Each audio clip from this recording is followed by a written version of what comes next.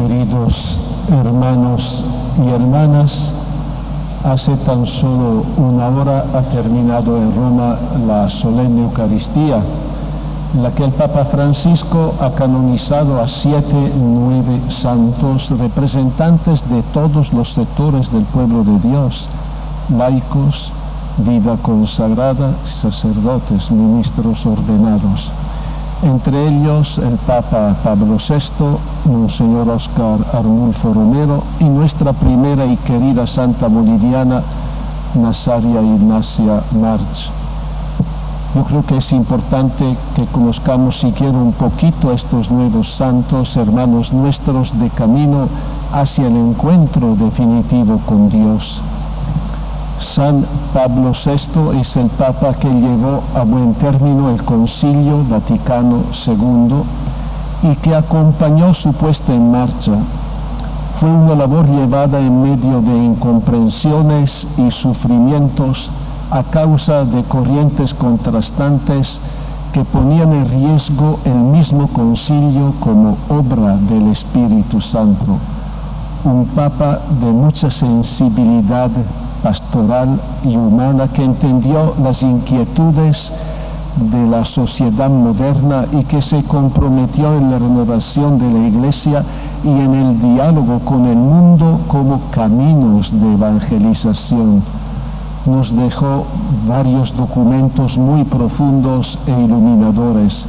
La encíclica Evangelii Nuntiandi, un faro seguro en el proceso de evangelización, la Populorum Progressio sobre el progreso de los pueblos desde los valores evangélicos y la Humane Vitae, donde resalta su figura de Papa que ha creído y luchado por la vida. Monseñor Óscar Romero, arzobispo de San Salvador, un gran evangelizador, defensor de los pobres y testigo heroico del reino de Dios. En el ejercicio de su ministerio en tiempos de la sombría dictadura militar, trabajó denodadamente en la defensa de la libertad y la dignidad de toda persona, en particular de los más pobres y desposeídos. Desde el Evangelio se hizo la voz de los sin voz que iluminaba los acontecimientos del país, denunciaba la violencia e inequidad de esa estructura de terror y mantenía viva la esperanza en el pueblo abatido. A raíz de su palabra y su actitud profética, Monseñor Romero comenzó a sufrir una persecución constante y angustiosa en contra de su ministerio, de su opción pastoral y, por supuesto, de su persona misma. Y el domingo 23 de marzo de 1980, en su última homilía, se dirigió directamente a los jefes militares con palabras que fueron luego consideradas como su sentencia de muerte. En nombre de Dios y de este pueblo sufrido, les pido, les ruego, les ordeno, en nombre de Dios, cese la represión. Y les pedí además de dejar de matar, aun si esto significaba desobedecer a las órdenes superiores. Al día siguiente, en plena celebración eucarística, fue asesinado, mezclando así su sangre con la sangre de Cristo. Nazaria Ignacia, a muy temprana edad, el día de su primera comunión, sintió en su corazón el llamado del Señor: tú, Nazaria, sígueme. Al que ella respondió: te seguiré, Jesús, lo más cerca que pueda una humana criatura. Todavía joven, entra en la congregación de los ancianos desamparados y después de su formación es enviada a Bolivia, quedándose por 12 años en Oruro. Y ante la realidad de pobreza y los desafíos de una vida cristiana decaída, asumió la acción evangelizadora acompañada de un extraordinario compromiso de promoción humana. se hizo mensajera de la palabra de Dios y de la esperanza en las minas y en la cárcel, implementó la olla del pobre y abrió centros de acogida para niños, jóvenes inmigrantes, donde se enseñaba también a leer y escribir.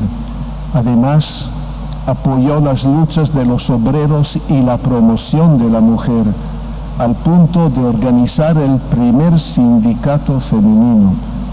Para todo este trabajo convocó a otras jóvenes, fundando su propia familia religiosa, la Congregación de las Misioneras Cruzadas de la Iglesia.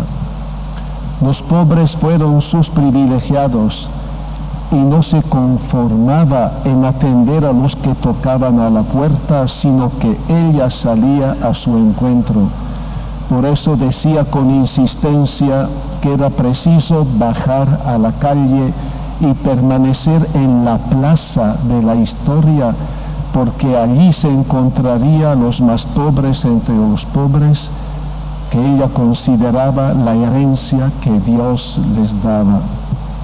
Lo que motivó y animó su entrega por los últimos y los pobres fue el amor apasionado a Cristo, a la Iglesia y al reino de Dios. Madre mía, Iglesia Santa, estoy a tu lado siempre fiel, aunque tenga que morir a mí misma a cada instante.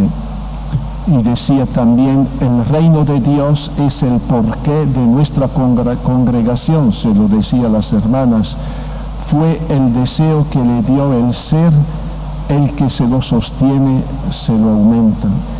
Este ha sido su programa personal y de la congregación, trabajar con todas las fuerzas a una costa de la vida por el anuncio y la extensión del reino de Dios, sostenida también por la devoción a la Virgen María. Y escribía a sus hermanas que la amen mucho, muchísimo, y la imiten lo más que sea posible. Ella es el modelo de la cruzada. La ven en los años que quedó sobre la tierra, no se fue a sepultar junto al Calvario para llorar la muerte y los dolores de su Hijo Divino, sino que aparece al lado de los apóstoles de la Santa Iglesia, visitándonos, consolándonos como Madre ternísima. Todos estos santos de distintos orígenes y países tienen en común una cosa: se han dejado seducir por la mirada de amor de Jesús y, contrariamente al hombre del Evangelio de hoy, han respondido con prontitud a su invitación. Ve, vende lo que tienes y dalo a los pobres, así tendrás un tesoro en el cielo. Después, ven y sígueme. Y ellos han aceptado esa invitación. Han acogido la sabiduría donde Dios, que les ha abierto los ojos y movido el corazón para elegir el verdadero tesoro y seguir a Jesús. Estos santos han descubierto que Jesús es la sabiduría, la auténtica y eterna verdad ante la cual las luces del poder y de los bienes materiales se opacan. Luz que ni se engaña ni puede engañar, que da sentido pleno a la vida y que lleva en sí todas las demás riquezas.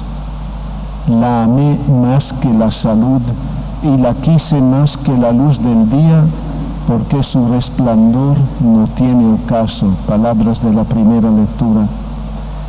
Ellos han entendido que Jesús es la palabra de Dios viva y eficaz, que penetra hasta la raíz del alma y del espíritu y desciende los pensamientos y las intenciones del corazón, como hemos escuchado en la carta a los Hebreos. Por eso lo han seguido y han hecho suya la palabra del Evangelio, se han hecho sus mensajeros valientes y fieles, a pesar de las incomprensiones, resistencias, sufrimientos que la misión les acarreaba. Esta mañana estos hermanos nuestros, con su ejemplo, nos llaman a seguir a Jesús, a encaminarnos como discípulos detrás de Él, a anunciar la buena noticia y a entregar nuestra vida al servicio de Dios y de su reinado, llamados a bajar a la calle, a salir de nuestras seguridades, a hacer de nuestra vida un don de amor en favor de los pobres, olvidados y desechados de nuestra sociedad.